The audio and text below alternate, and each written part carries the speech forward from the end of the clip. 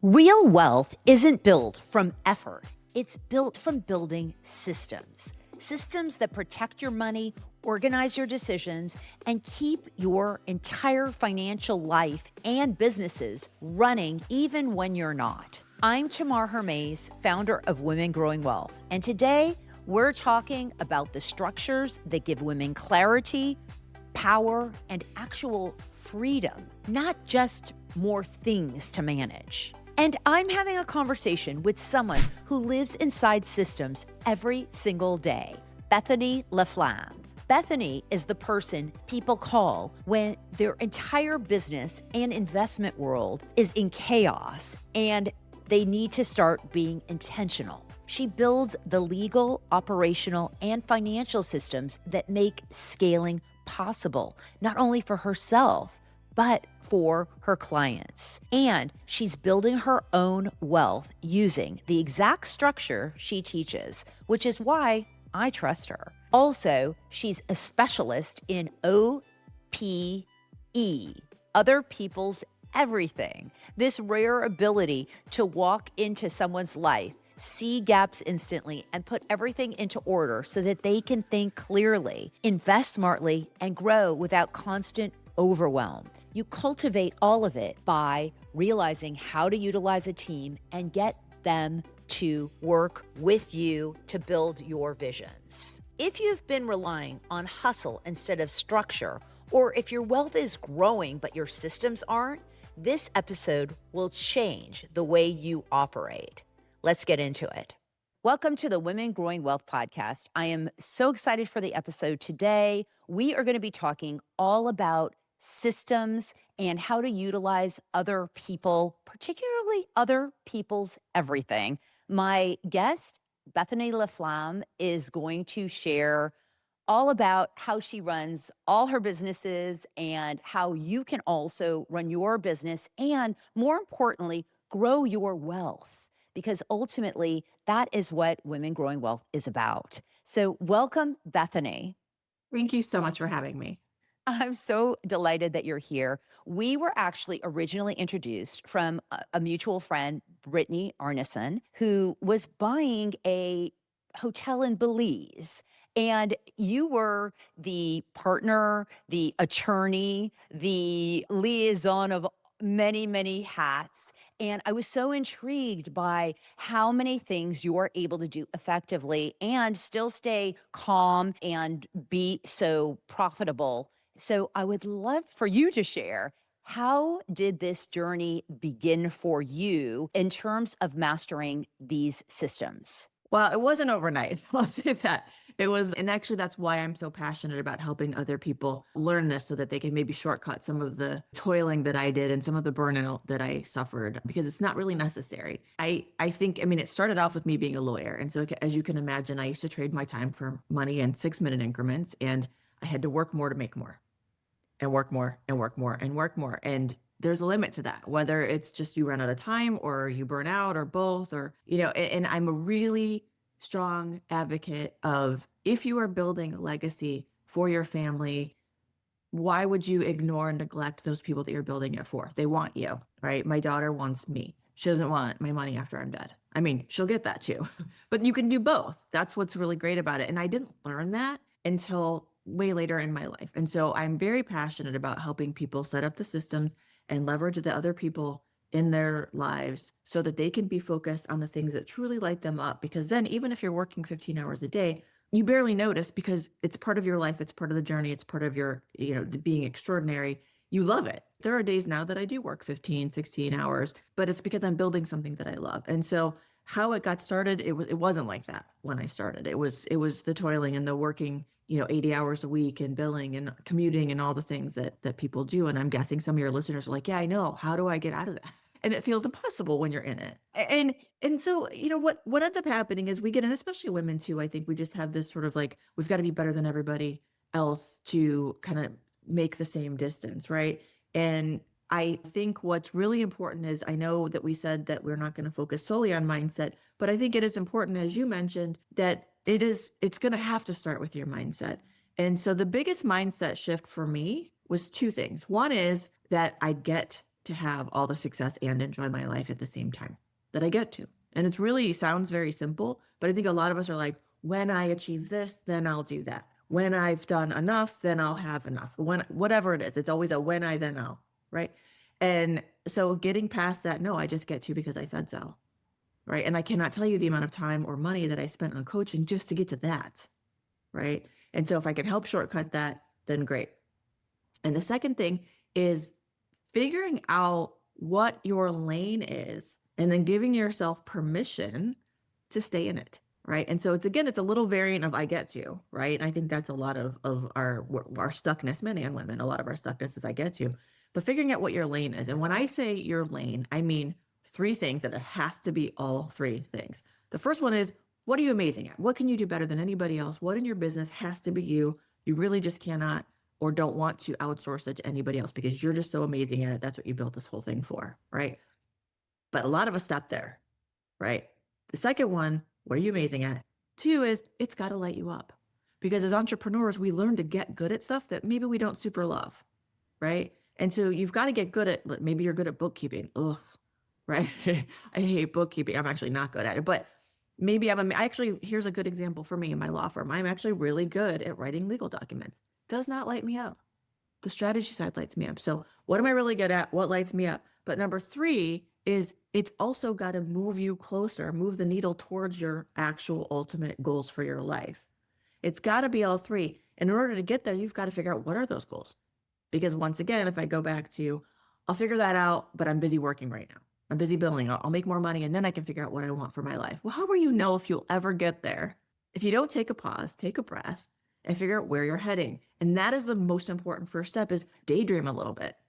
And that's a fun part, right? Daydream. What does your extraordinary life look like? What does it taste like? What does it smell like? What are the things that you'll know you've gotten there because your life just feels amazing? And so there is a little bit of mindset there, right? It's not. Absolutely. Yes. Those are really great points.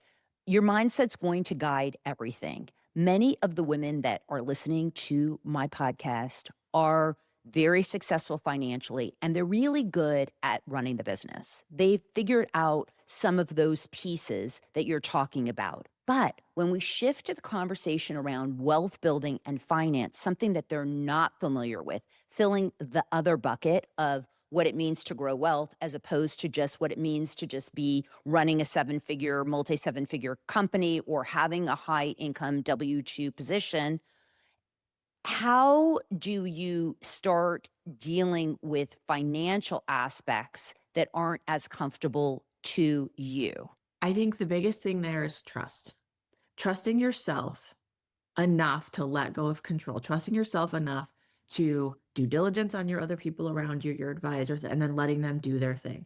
We get so wrapped up in controlling everything. If we're really good at our W-2 and we're really good at making the money, earning the money, I should say, we're really good at that part. We're really good at running things. That's a lot of control. And it takes trust in yourself to let go of some of that control and bring in other people that are better suited to do the thing that you don't want to do or you're not good at, right? Other lanes.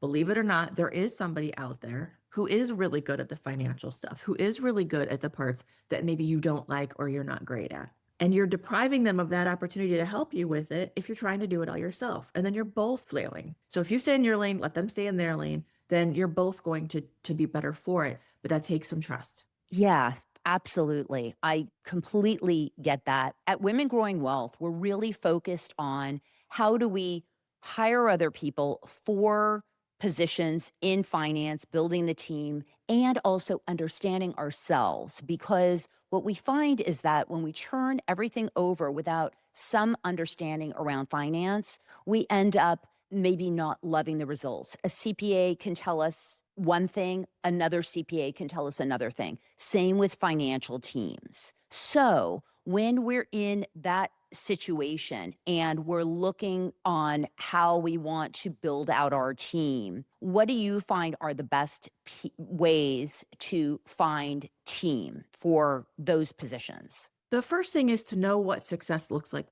But you need to set your other people up, though, for success. And that means you need to know what it looks like. I actually do think you can find the who's even before you always know what the what is, but you need to know what success for you looks like first. And so I'm still back to that daydream, do your visioning, do all the things that seem kind of woo and soft and like, smart business women don't spend time on that. Yes, we do. And we have to, because otherwise we won't know if the person we've hired has succeeded or not. And then we're trusting them to tell us things that maybe we don't know enough about. So one is to know what success actually looks like. Two is to do diligence on everybody that comes into your sphere, all your other people. And I don't mean, when I say other people's everything, I don't mean all other people, right? I mean the right other people. And to do that, you've got to do some diligence on them. And also we spend a lot, especially as women, we spend a lot of our youth quieting that inner voice and trying to shut her up, right? Well, there's logic, and then maybe I don't want to use my intuition when there's stuff out here that someone's telling me that I think might be smarter than me. Don't shut her up. If someone makes you feel off,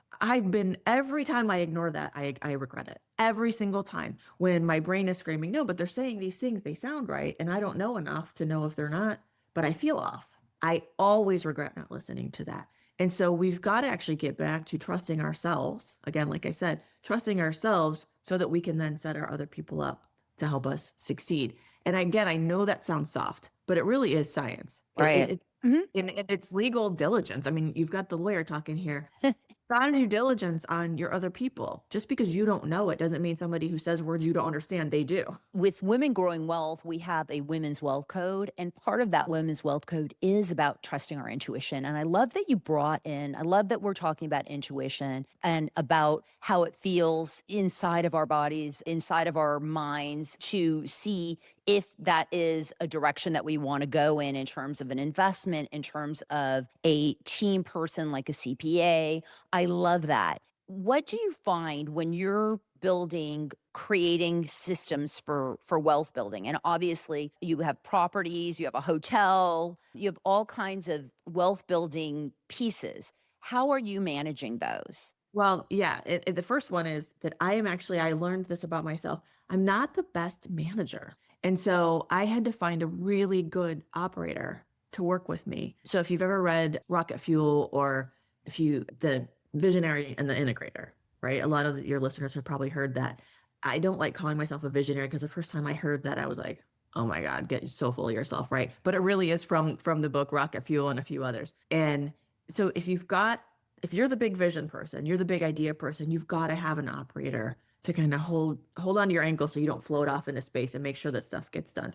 I found one person that's amazing, and then she helps me set the systems up and find the other people in our business, because she understands and believes in my vision, because it helps her get to her vision, right? And so I think the first thing in terms of systems is know whether that's your lane to create the systems or not. And it's not my lane, actually. Which you always, people think like, oh, you're a lawyer, so you're really good at detail and attention to detail and all that. I'm good at it, but again, we're back to that. It doesn't light me up, and it doesn't really move the needle when someone else could do it better than I could. Right. Absolutely. And I think when it comes to money, it is a whole other layer in terms of who we delegate to, because let's face it, there are certain securities we want in place, and there's a lot of trust that's involved, and we're dealing with bigger numbers.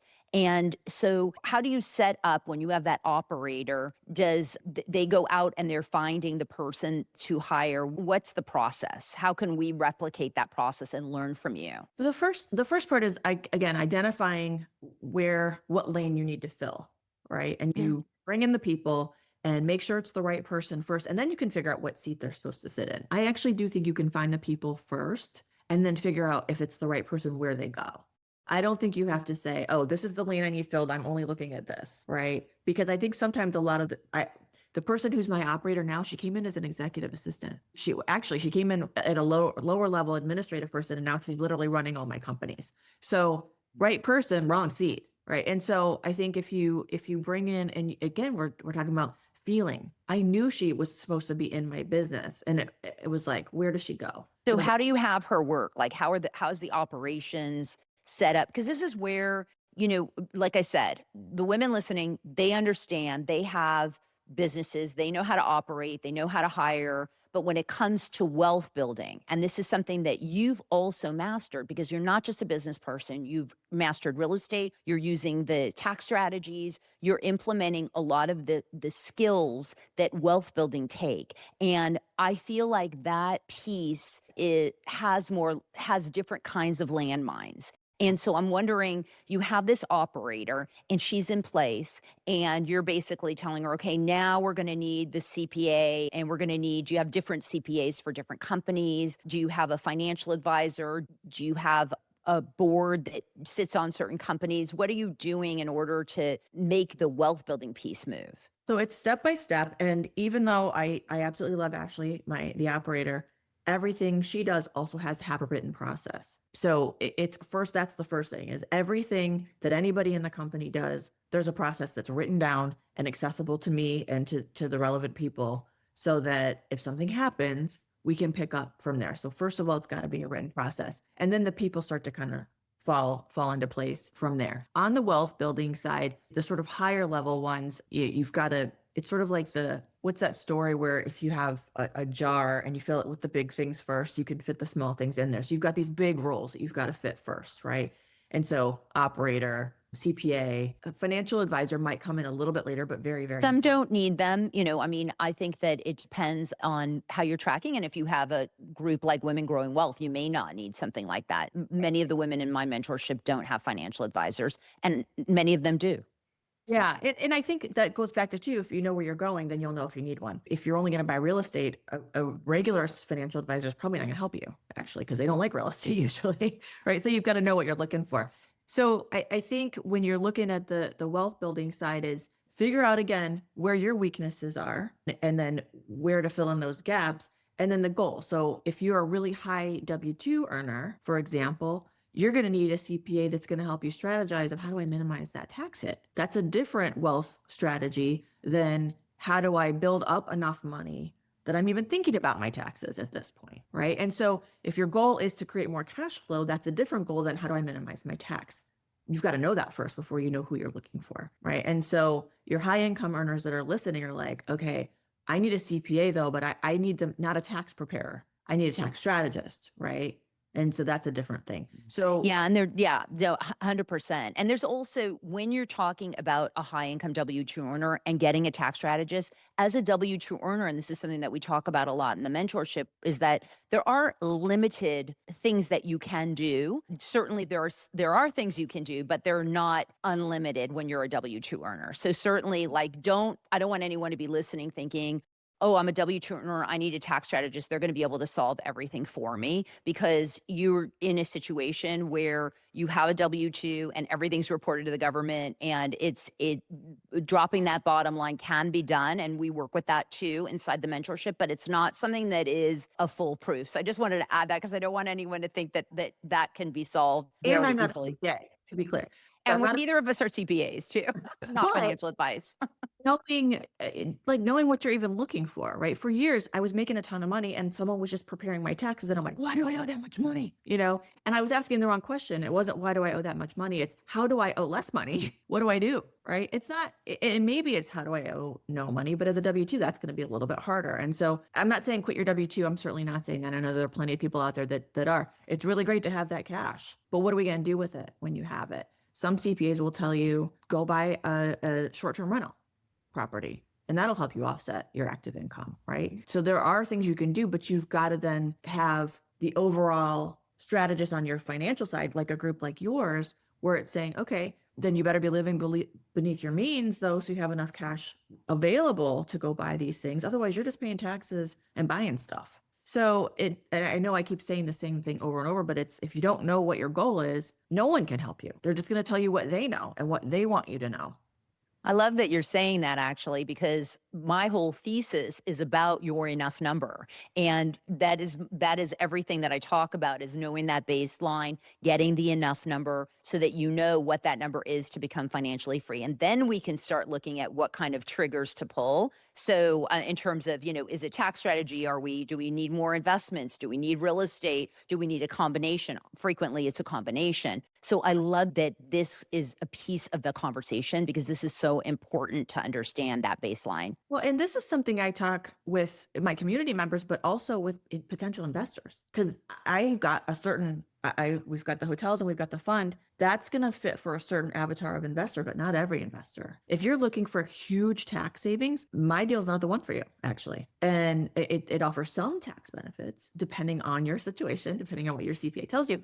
But it's, it's more of a cash flow or an upside play, right? But when people come to me and just think, oh my gosh, hotel seems so exciting and fun, it is. But does it get you where you want to go financially? Because if there's an economic downturn, we're going to be having a really different conversation if your expectation was one thing and I sold you another, right? And so operator, I need to know what the goals are too.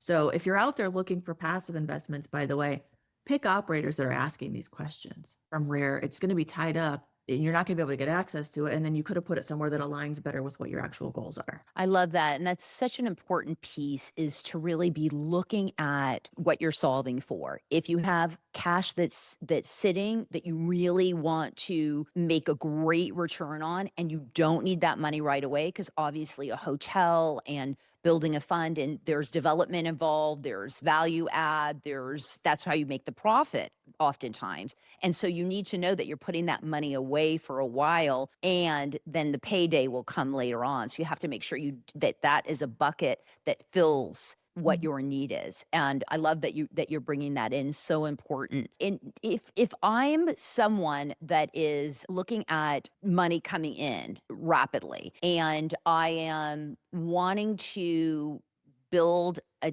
team around it, and you're saying, get your baseline, figure out what you want.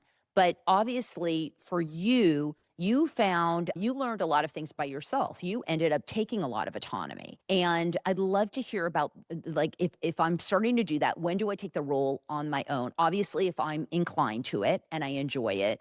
And I'm sure that there are things that you're still sometimes get stuck doing just because you're top of the ladder, visionary. And, sometimes I know I own properties. I have investments. I know how it goes. So I'd love for you to speak to that. Because I think there's some blocks around that for some women. They're thinking, I don't want to get real estate because I don't want to clean toilets and I don't want to do this and that and the other. So I'd love for you to shine light on how you ended up deciding to take matters into your own hands with some of your net worth. Yeah.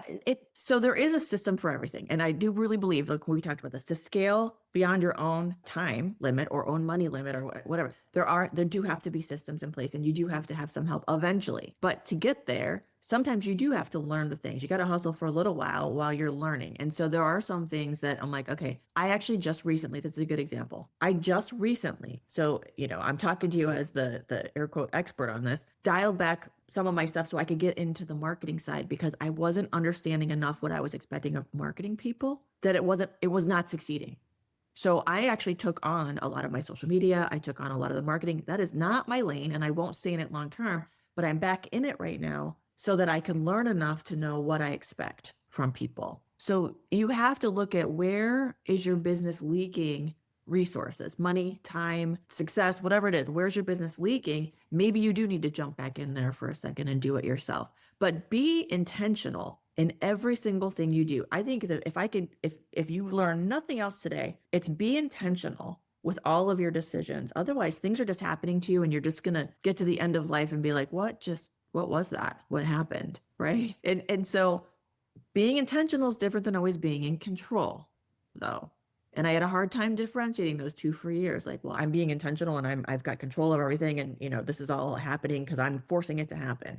That's different. I think being intentional with what you offload, being intentional what you bring back in, and that sort of thing. But then now I have systems for all my marketing, but I'm going back and going, what's broken in my systems? Because it's not working, right? Right. I love it. So you went back and sat in the seat that is not your wheelhouse, but something that will enable you to become the visionary of, so that you can figure it out, which is exactly what my clients do when they're in Women Growing Wealth, because they're actually saying, okay, I need to understand a little bit about this. I can't delegate to my CPA. I can't know that I can't do this tax deduction, or that I can, when just my CPA is telling me. I need to be top of ladder for a little bit.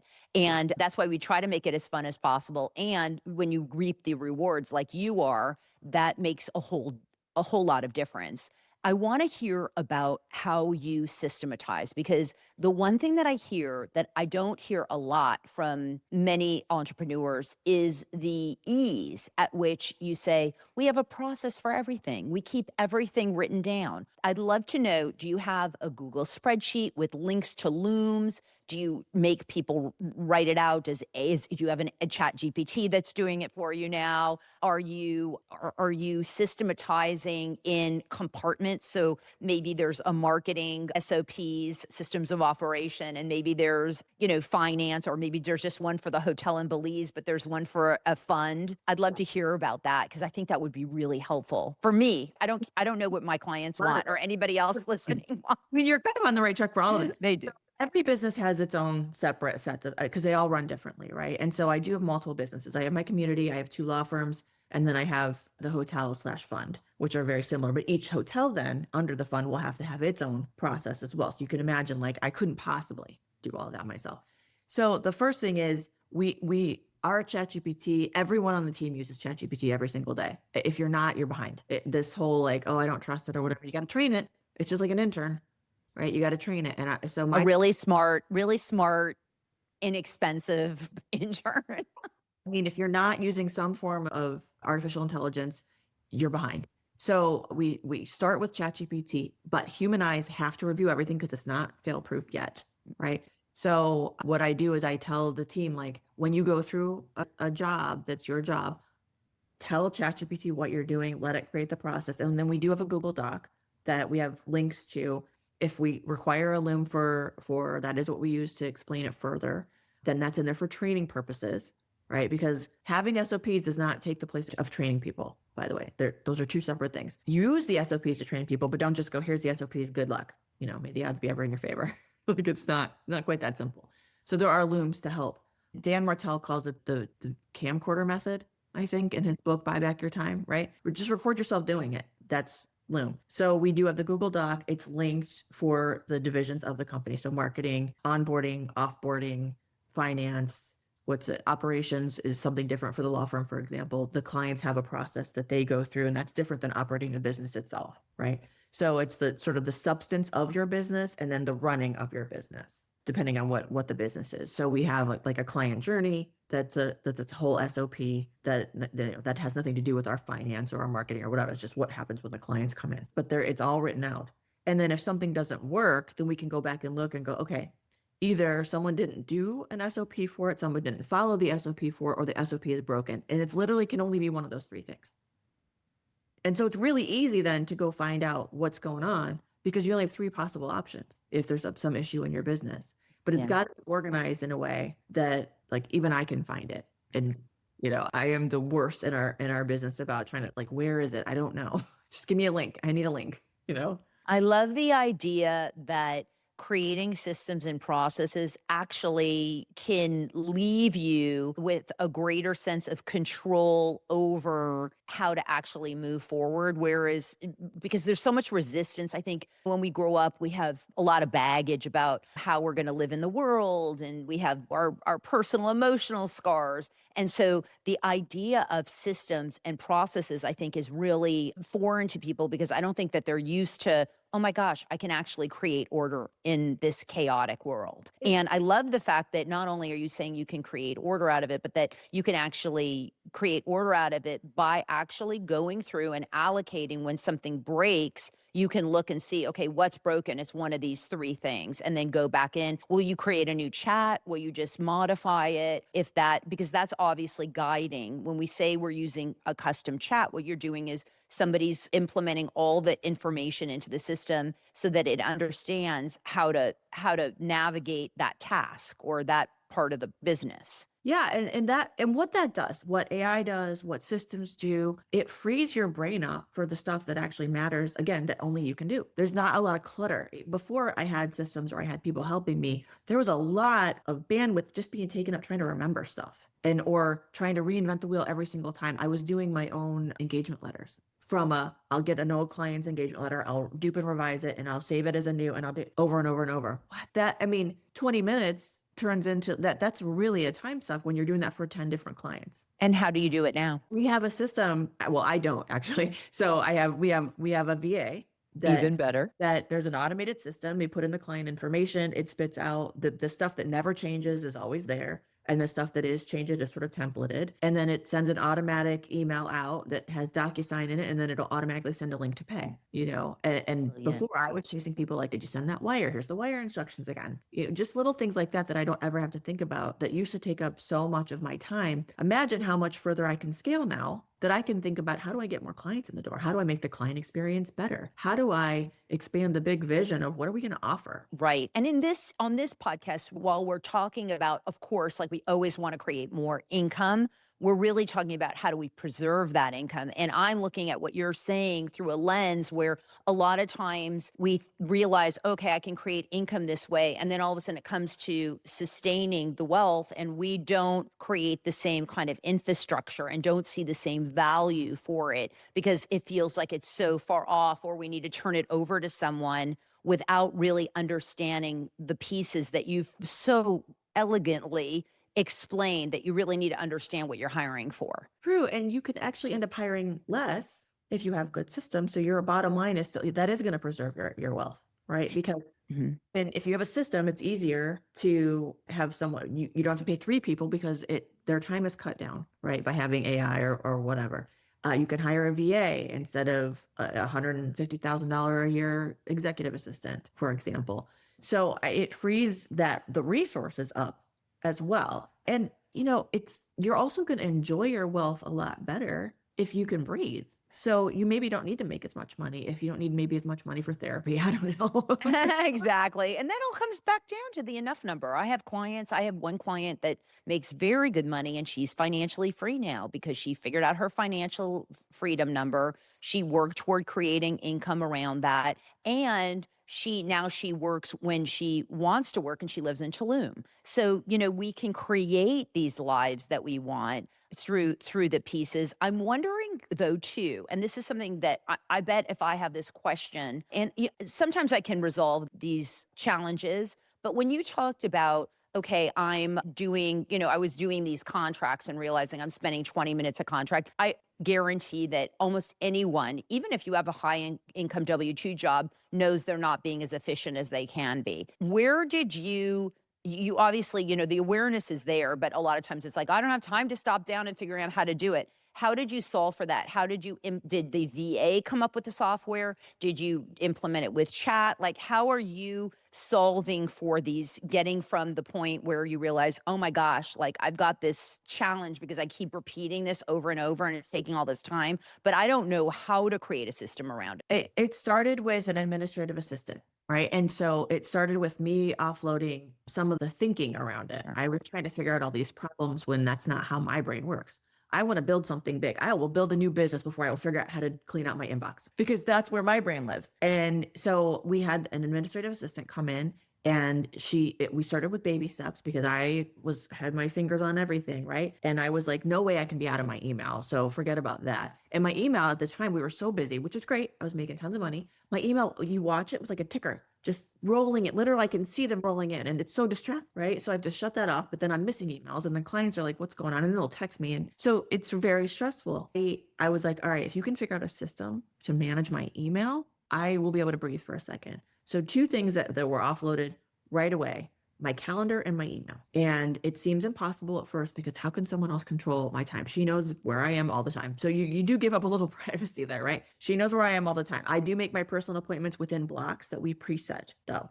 So if I have like a personal doctor appointment or whatever, my hair appointments or whatever, there's a block. And we were very intentional about those blocks too, because I know when I have my best focus time are when these hours. So please don't give me calls during those hours. I need to do computer work during those hours, or I need to focus during those hours, or I'm creative during these hours. If you want me to film, don't have me film because I won't have had time to fix my hair. We know how that for everybody listening, it's going to be different. So be intentional about how you sort out your calendar, and then let someone else come up with a possible system, because it does feel impossible to you because you're in it all the time. Now, at this point in my business, I do not open my email ever. Not ever. Wow. I have to respond to something. My team sorts it out and they're like, okay, Bethany, you have to respond to this. They screenshot it and text it to me and I answer in text. That might not work No for everybody. kidding. Oh, that's interesting. So they basically go through your inbox. This is huge. I mean, because this is also a wealth building, time saving tactic here. So they'll literally go through your inbox. You don't go through any of your inbox, and they will sort through. How do you trust them, like, to know I had to train what them. is important? I didn't get out of it immediately. I had to train them, right? And so it started with folders. Bethany has to review this part. And then there's always like solicitations or whatever. I'm like, okay, you can get rid of those or respond to them if it's, relevant. And so I had to check it at first, like, ooh, you should have probably responded to this guy, or I needed to talk to this guy. They're learning, but they know the big vision, but they guard my time and they do it in a respectful way to the clients, right? But it used to be that every single client in the whole entire firm had my cell phone number. You can imagine I didn't sleep. It was like everybody's in a different time zone. It was terrible. So now they guard their job. Their biggest job is to guard my time so that I can be doing things that make us all more money, right? So it started off, they had to get trained and learn the systems. Now I do trust them and there's a process. If it's this kind of email, then this. And if something slips through the cracks, again, we go through and we fix the process. Or someone didn't follow the process, but it's one of three things. You didn't follow it, there isn't one, or it needs fixed. And how about with your calendar? They will schedule everything in your calendar. Everything in my calendar. And so now what I do, if someone texts me, I loop Ashley in and say, I don't know. Even my friends are like, oh my God, we have to schedule with your assistant to go. Yeah. Yeah, if it's during these times, then I don't know. I don't know if I can schedule it because I don't know who she's been talking to working out my calendar.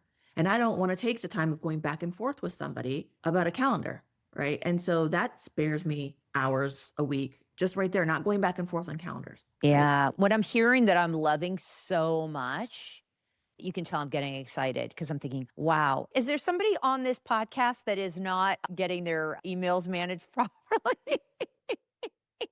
Like, That's a game changer. I mean, well, time is money. Time.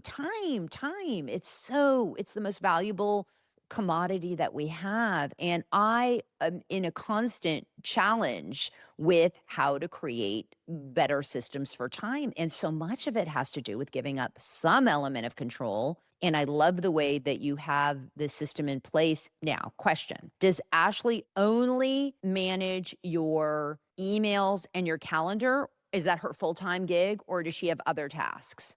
Because that could be a lot. She's the operator now. She's got VAs that she offloads. I don't care who does it. So she has VAs that she's trained how to do it. She's not the only one doing it. Honestly, Ashley's probably, I would say this, Ashley's the only one that really works for me. Everyone else works for Ashley. I love that. And how many are on the team? We have 1, 2, 3, 4 VAs. I have a partner, an attorney, 2 paralegals, and an associate. Plus, you have all the real estate. That's just for the law firms, right? Exactly. So, and Ashley works with me in all the businesses, right? So in the community, we have a VA and Ashley and me, and then everything else is outsourced, like the marketing's outsourced and all of that, right? Well, right. Yeah, no, that's right now. great. I love that. And it sounds like all the calendars and emails are synced in order to be able to get into a system and process where you can just be freed and you just look at your calendar every morning and see what you have going on. And that's basically what you do. Yeah, I'll usually, before I go to bed, I'll check what I have coming up the next day, just so I know how to prepare for my morning. I like slow mornings. Part of my enough is I like the freedom. To me, a morning routine feels like not freedom. I know there are people that do their cold plunge and they do the workouts or whatever. I like to work out in the afternoon. I'm a plunger. I'm a confessed plunger. I don't like it. Well, I shouldn't say that. I don't know because I haven't done it. So everyone keeps telling me, oh, you're going to love it. Well, come on over. Come to Austin. We'll get you in there. I'm looking out right now. I'll just jump in the pool because it's freezing right now. You could try it out. But that's not going to be at 5 o'clock in the morning. I can tell you that.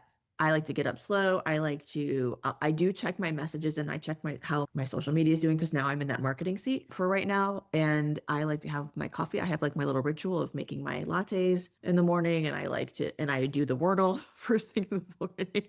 That's so great. I have my own little slow morning routine. So we don't do, unless they'll ask me for an exception. But otherwise, I don't do calls or Zooms before 9 a.m. That's early. I don't do calls before 11. Yeah, it's sometimes I'll do 8 if it's like a different time zone and it's been trying to get on my calendar or whatever, but they ask me for the exception. I love that. Are you on a 4-hour work week? No, I mean, not a 4 hour, I'm sorry, a 4 day work week.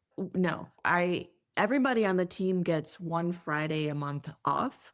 So there's the 1 week that's a 4 day work week.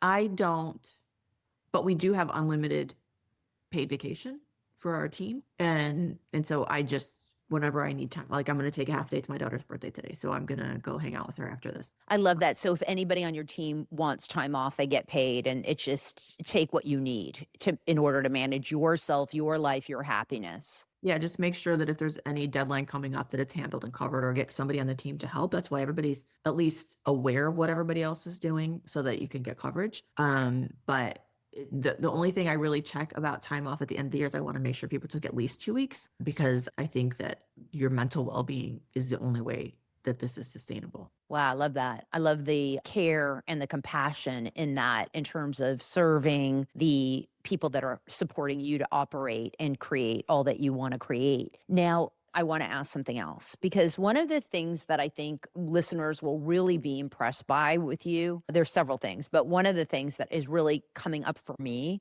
I'm noticing a way in which you have an ease not only around tasks and bigger visions, but also around money and building wealth. And that piece is not something that comes as naturally to a high income earner, or a high income or a high business net worth an owner that's making multiple seven figures. And so I'm wondering, what do you think that you did to create a relationship with money and wealth to operate the way that you do? And what do you believe that your relationship is like with that today for your vision? I love this question so much. It's not natural. I spent a lot of money investing in myself and in coaches, and getting to know myself, because I did not have a healthy relationship with money growing up. We grew up with no money, and it was sort of this like, ugh, people with money are not really great, because there's just like ick around money, or the stress around not having enough money, or I don't get enough money, or who do I think I am? I make more money than I thought. When I first got my first law job, I was making more money than I thought I could ever make, and I still wasn't happy. And I was like, oh my God, I'm such an asshole. Like, how am I not grateful? Right. But I was working at a job I didn't love. I was working way too much, and I didn't have time to enjoy the money. And the point is, I took a lot of time and energy and money and invested it back in myself. And that's the best investment that I could have made, because now I know that no matter what happens, I can go make more money. So I don't need to worry about it. It still creeps in here and there. There's a little bit of PTSD, right, from growing up without enough. But I now have tools where I can check in and go, gosh, that dis-ease that I'm feeling, where did that come from? What triggered that? Did I hear something? Did I see a text? Is this something I need to deal with, or something we already dealt with and I can just let pass through me, right? And so it's kind of like the whole process part. I know that it's one of two things. It's a thing I need to deal with, or it's a thing I've already dealt with and I can let it go. So it was a lot of investing in myself. And I think that is the best investment, that the best first investment that anybody can make. If someone told me I have $10,000, what should I invest it in? It's in coaching and figuring out like what your relationship with wealth is first. Mm-hmm. Yeah, I love that. I love that. So it's so good. And part of what we do in Women Growing Wealth is not only look at that piece, but also that practical piece, kind of like we're kind of turning that lever of the systems that you talk about, so that there's a little bit more comfort, or actually a lot more, in terms of being able to feel comfortable around money. Because not only are we having the mindset piece move at the same time as the practical pieces move, right? Which kind of helps give us evidence of something that we maybe never had before. Yeah. And I think that's a really good point that you just made right now, is evidence. If you show your brain just baby steps of stuff working, scientifically speaking, you're burning neural pathways in your brain to go find that again. If you're showing your brain that I have to do everything myself and it's all struggle and hustle and toil and whatever, then you're going to go find more of that. And so that's why I say, for example, start with small process. Start with, how do I hire? How do I fire? How do I, and start with that hire. How do I get out of my email? How do I get out of my calendar? If you start with that and you see success, and by success, I mean, some of your time is free and you feel lighter. Just, it could be little. It could be like, I had time to eat lunch today, not over my sink, right? And that used to be a thing for me, right? I didn't have time to eat unless it was like over my sink, trying to answer a text or whatever. So you start to see success, your brain finds more and more and more and more, to the point where I actually get irritated now if I have to do something that's not squarely in my lane. I I'll love that. to get my business going, but I'm like, hey guys, this is a thing that shouldn't have made it to my calendar. How did it? Right. Right. I love that. And when you decided, and you're running multiple businesses now too. So I mean, it's not as clean of a lane. It's a lane that needs a lot of dancing. And when you decided to invest in hotels and be actually a general partner in the hotels, that was a big step for you because you had never, not only had you never invested in or operated a hotel, but you also did it internationally. And Yeah. so you had a lot of moving parts and a lot of variables. And I know that several of the women that I work with and other women that I meet dream, especially these days, of having investments overseas and reallocating some of our assets to other countries and actually having experiences in other countries. And so can you just share a little bit about that? Because that is really an exciting piece that you've really been able to to take action on. It was very exciting, and I'll tell you, it was a direct result of working with a coach and doing my visioning. And we did this exercise that was we called it the CEO org chart. You can whatever it was, but it was like, this is what my extraordinary life looks like. This is at the top. Like, this is what's most important, what I'm building for, my why. And then what I decided I wanted was a self-sustaining, self-perpetuating business that provides me freedom to work with whom I want, when I want, where I want, from anywhere in the world. And what came out of that was, my ultimate goal for retirement is I want to host retreats and teach people how to do this without burning out at beautiful locations around the world that I own a piece of. And so I put that out to my network, and I got a call back from our other Brits and my other partner, David, who lives in Belize. And I had said, hey, listen, I'm going to start hosting retreats. I want to help people. This is fun for me. I think the in-person connection is really important. I think that's the best way to learn. Just be on the lookout for places I can host retreats and eventually maybe something I can buy. And he said, well, actually, I have an off-market deal right now in Belize. I'm friends with the seller. He's got to move back to the States. He's not going to list it. So it was like the perfect, because I knew what I was looking for and because I put it out to my other people, it came straight to me. I didn't mean to buy a hotel right away. And I certainly didn't mean to buy it out of the country right away. That was not what I meant to do. But I had worked so hard to figure out what I wanted that I recognized it when it came to me. I love it. Yeah. Really the most important part right there is he said it and I was like, okay, let's look at it. And it was great. It was like it was a first time syndicator's dream, GP, right? And a lawyer's dream, because it wasn't listed. I got a 7-month free look at diligence with nobody bidding against me. That's amazing. Made an offer. I already knew I wanted to buy it, right? And I already knew that the offer would be accepted because I had talked with and met with the seller. So I had all this time to sort of just ease into this, right? Not everybody gets that luxury, but I did because I asked the right other people and I was very clear on what I was looking for. And how did Britt get into the deal? Because for the listeners that don't know, Britt Arneson is, if you go on Instagram, she's Investor Girl Britt, and I mean, has a huge audience. And she's one of the partners in the Belize deal and has been extremely active because she's great at rehab and visioning design and networking. So I'd love to hear about that. Yeah, and I there's a chapter I talk about this in the book, is how this all came to be. Is I called on David Kafka, our partner in Belize. I thought I knew we needed another partner, and what I thought we needed was specifically someone who had syndicated a boutique hotel overseas. That's a very, very tiny little needle in a very big haystack, right? So I didn't find that, and I was at an event. I was speaking at Britt's event, her self-storage event, hers with AJ, right? Because she's been in self-storage. She's done a lot of DIY and single family. And so I was their lawyer and I spoke at their event. And so I was talking to her about this opportunity. And I was like, what we really need is to just make sure that this hotel stays full. I need marketing help. That's what I need. So I went to her and I was like, listen, you have a following. You know how to build a brand. What do you think about a hotel? And she was like, no, I do self-storage.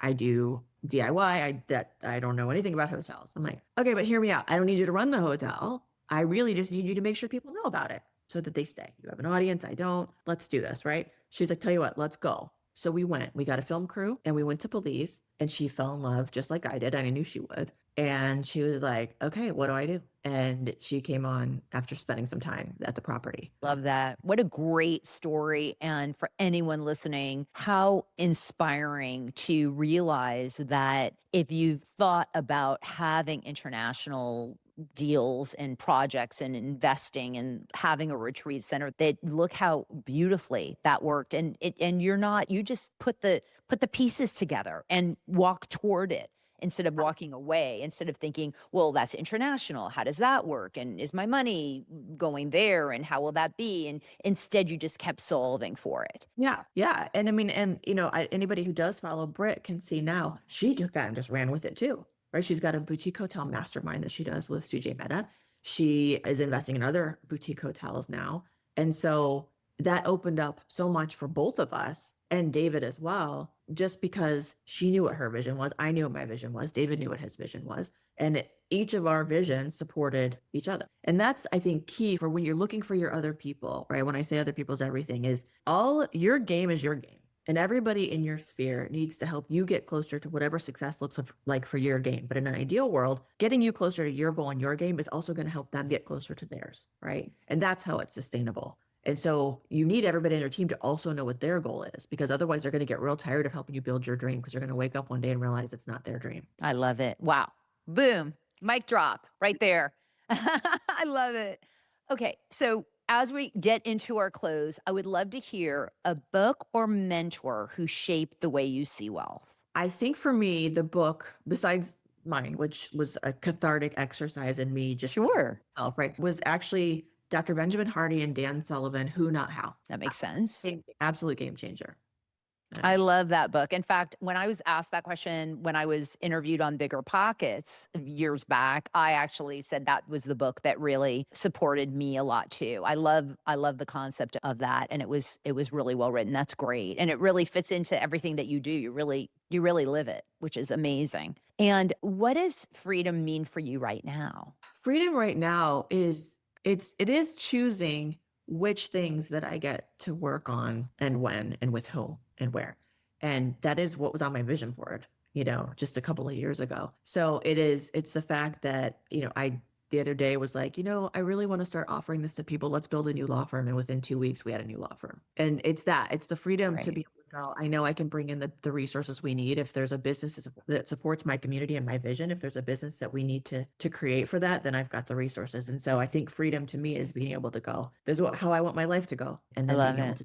So good. So good. How can everyone get in touch with you if they want to get connected? Instagram is actually the easiest way, because everything that I do is there on my little drop down bio. So it's Bethany_LaFlam. LAFLAM. Love that. Beautiful. Well, thank you so much, Bethany, for being on Women Growing Wealth. I personally learned so much, and I know the listeners will also have so many nuggets to take away. We really dropped into so many topics that are relevant for wealth building, for business building, for living a great, wealthy, free life and on your terms and utilizing others, which I absolutely adore this conversation.